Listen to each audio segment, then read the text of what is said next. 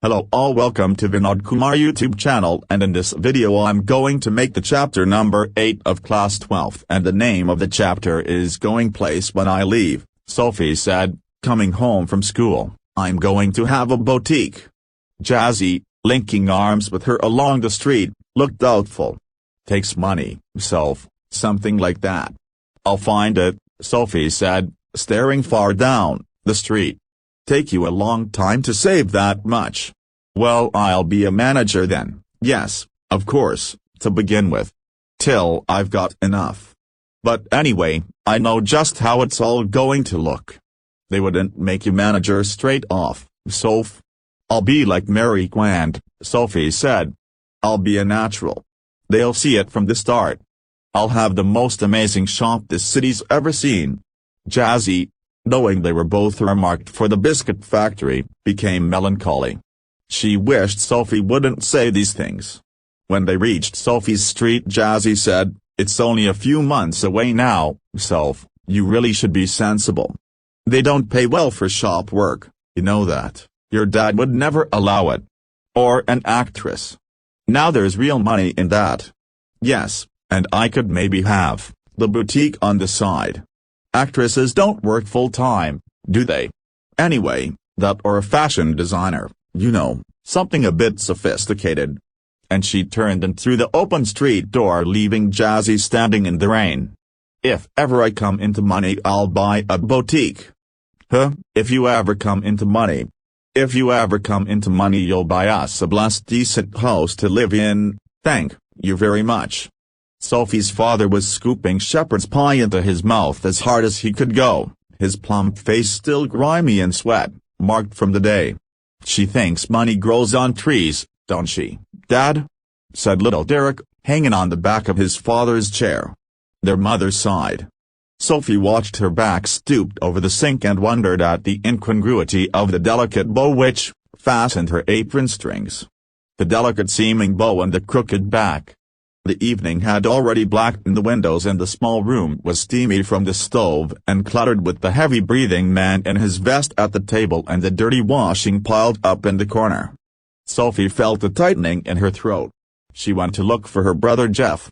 He was kneeling on the floor in the next room tinkering with a part of his motorcycle over some newspaper spread on the carpet.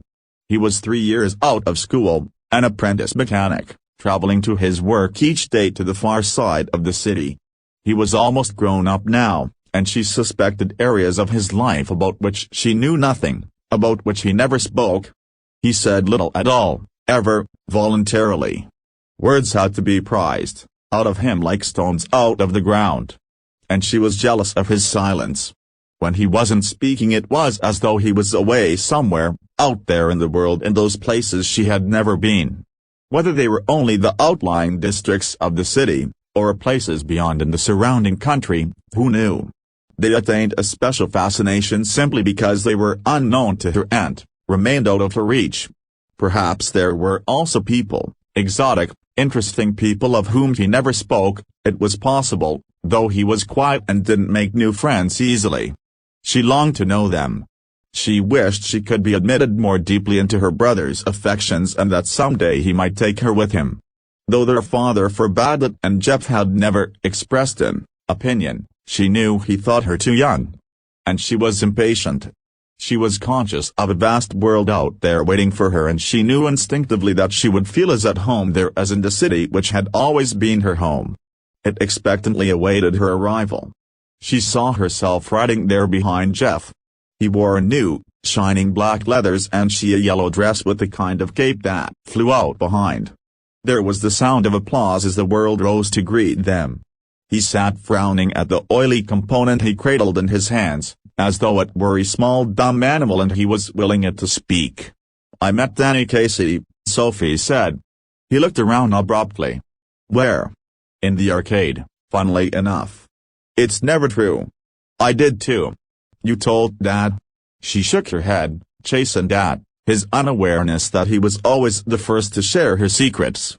"I don't believe it." There I was looking at the clothes in Royce's window when someone came and stood beside me, and I looked around, and who should it be but Danny Casey. "All right, what does he look like?" Oh come on, you know what he looks like. Close to, I mean.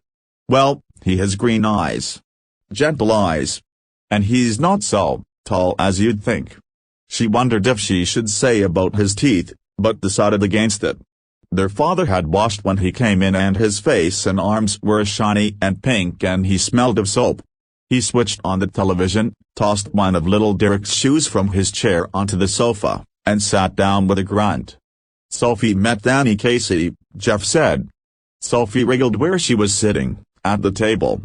Her father turned his head on his thick neck to look at her. His expression was one of disdain. It's true, Jeff said. I once knew a man who had known Tom Finney, his father said reverently to the television. But that was a long time ago. You told us, Jeff said. Casey might be that good someday. Better than that even. He's the best. If he keeps his head on his shoulders. If they look after him properly.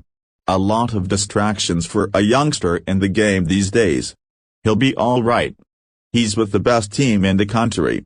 He's very young yet. He's older than I am. Too young really for the first team. You can't argue with that sort of ability. He's going to buy a shop, Sophie said from the table. Her father grimaced. Where'd you hear that? He told me so. He muttered something inaudible and dragged himself round in his chair. This another of your wild stories? She met him in the arcade, Jeff said, and told him how it had been. One of these days you're going to talk yourself into a load of trouble, her father said aggressively. Jeff knows it's true, don't you Jeff?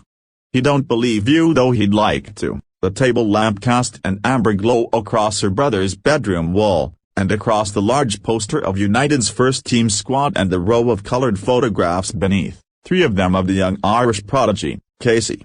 Promise you'll tell no one? Sophie said. Nothing to tell is there? Promise, Jeff, Dad'd murder me. Only if he thought it was true. Please, Jeff. Christ, Sophie. You're still at school. Casey must have strings of girls. No he doesn't. How can you know that? He jeered. He told me, that's how. As if anyone would tell a girl something like that. Yes he did. He isn't like that. He's quiet. Not as quiet as all that, apparently. It was nothing like that, Jeff, it was me spoke first. When I saw who it was, I said, excuse me, but aren't you Danny Casey? And he looked sort of surprised. And he said, yes, that's right. And I knew it must be him because he had the accent, you know, like when they interviewed him on the television. So I asked him for an autograph for little Derek, but neither of us had any paper or a pen. So then we just talked a bit. About the clothes in Royce's window. He seemed lonely. After all, it's a long way, from the west of Ireland. And then, just as he was going, he said, if I would care to meet him next week he would give me an autograph then. Of course, I said I would. As if he'd ever show up. You do believe me now, don't you? He dragged his jacket, which was shiny and shapeless, from the back of the chair and pushed his arms into it. She wished he paid more attention to his appearance, wished he cared more about clothes. He was tall with a strong dark face.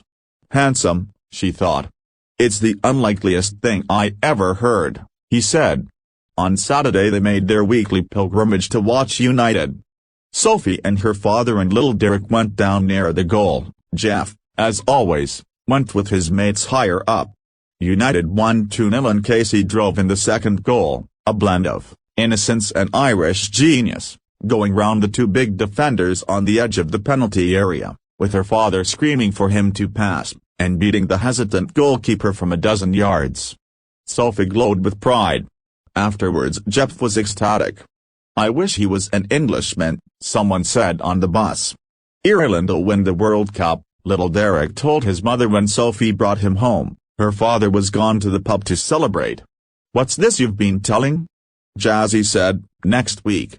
About what? Your Jeff told our Frank you met Danny Casey. This wasn't an inquisition, just Jazzy being nosy. But Sophie was startled. Oh, that. Jazzy frowned, sensing she was covering. Yes, that. Well, yes, I did. You never did. Jazzy exclaimed. Sophie glared at the ground. Damn, that Jeff, this was a Jeff thing, not a Jazzy thing. It was meant to be something special just between them. Something secret. It wasn't a Jazzy kind of thing at all. Tell gawky Jazzy something like that and the whole neighborhood would get to know it. Damn, that Jeff was nothing sacred. It's a secret, meant to be. I'll keep his secret, self, you know that. I wasn't going to tell anyone. There'll be a right old row if my dad gets to hear about it. Jazzy blinked. A row? I'd have thought he'd be chuffed as anything. She realized then that Jazzy didn't know about the date bit. Jeff hadn't told about that. She breathed more easily. So Jeff hadn't let her down after all. He believed in her after all. After all, some things might be sacred. It was just a little thing really. I asked him for an autograph, but we hadn't any paper or a pen, so it was no good. How much had Jeff said? Jesus, I wish I'd have been there. Of course, my dad didn't want to believe it. You know what a misery he is. But the last thing I need is queues of people round our house asking him, what's all this about, Danny Casey? He'd murder me. And you know how my mum gets when there's a row. Jazzy said, hushed, you can trust me, self, you know that. After dark she walked by the canal, along a sheltered path lighted only by the glare of the lamps from the wharf across the water, and the unceasing drone of the city was muffled and distant. It was a place she had often played in when she was a child. There was a wooden bench beneath a solitary elm where lovers sometimes came. She sat down to wait. It was the perfect place, she had always thought so, for a meeting of this kind. For those who wished not to be observed. She knew he would approve. For some while, waiting, she imagined was coming. She watched along the canal, seeing him come out of the shadows, imagining her own consequent excitement. Not until some time had elapsed did she begin balancing against this the idea of his not coming here. I said, she said to herself, wishing Danny would come, wishing he would come, and sensing the time passing. I feel the pangs of doubt stirring inside me. I watch for him, but still there is no sign of him. I remember Jeff saying he would never come, and how none of them believed me when I told them. I wonder what will I do, what can I tell them now if he doesn't come? But we know how it was, Danny and me, that's the main thing. How can you help what people choose to believe? But all the same, it makes me despondent, this knowing I'll never be able to show them they're wrong to doubt me. She waited, measuring in this way the changes taking place in her. Resignation was no sudden thing. Now I have become sad, she thought. And it is a hard burden to carry, this sadness. Sitting here waiting and knowing he will not come, I can see the future and how I will have to live with this burden. They of course will doubt me, as they always doubted me, but I will have to hold up my head remembering how it was. Already I envisage the slow walk home, and Jeff's disappointed face when I tell him he didn't come, that Danny. And then he'll fly out and slam the door. But we know how it was, I shall tell myself, Danny and me. It is a hard thing, this sadness. She climbed the crumbling steps to the street. Outside the pub she passed her father's bicycle propped against the wall, and was glad. He would not be there when she got home. Excuse me, but aren't you Danny Casey? Coming through the arcade she pictured him again outside Royce's. He turns, reddening slightly. Yes, that's right. I watch you, every week, with my dad and my brothers. We think you're great. Oh, well now, that's very nice. I wonder, would you mind signing an autograph? His eyes are on the same level as your own. His nose is freckled and turns upwards slightly, and when he smiles he does so shyly, exposing teeth with gaps between. His eyes are green, and when he looks straight at you they seem to shimmer. They seem gentle, almost afraid. Like a gazelle's. And you look away. You let his eyes run over you a little. And then you come back to find them, slightly breathless. And he says, I don't seem to have a pen at all. You realize you haven't either. My brothers will be very sorry, you say. And afterwards you wait there alone in the arcade for a long while, standing where he stood, remembering the soft, melodious voice, the shimmer of green eyes. No taller than you. No bolder than you. The prodigy. The innocent genius. The great Danny Casey. And she saw it all again, last Saturday, saw him ghost past the lumbering defenders, heard the 50,000 catch their breath as he hovered momentarily over the ball, and then the explosion of sound as he struck it crisply into the